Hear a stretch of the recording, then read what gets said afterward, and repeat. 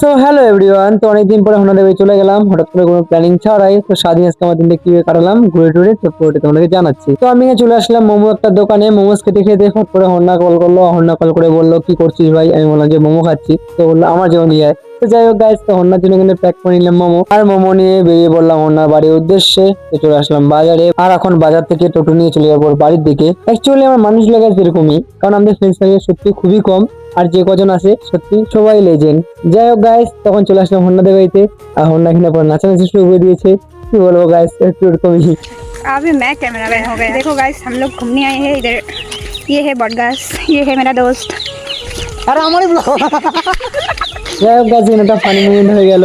আর ওদের বাড়িতে এসেই আমরা চলে গেলাম ফাস্টফুডের দোকানে কোনো কিছু খেতে। যেমন এখানে সিঙ্গা টিঙ্গা খেতে আবার চলে আসলাম হোন্নাদের বাড়িতে। আর হোন্নাদের বাড়িতে এসে এই তখন যে মোমো নিয়ে আসলাম, আজকে একটা ফ্রেন্ড নিয়ে এসেছিল হচ্ছে চপ। যাই হোক গাইস, তো হন্না শুধু নামটাই হলো, আবার তো আমরাই খাইলাম।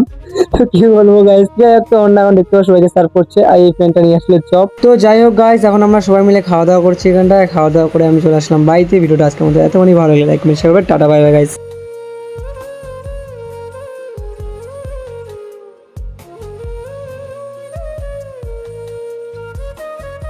আর বাড়িতে এসে গাইস ঘুমিয়ে পড়লাম। যাই হোক গাইস, ভিডিওটা আজকে এতখানি ভালো লাগলে লাইক শেয়ার করবে। Tata bye by.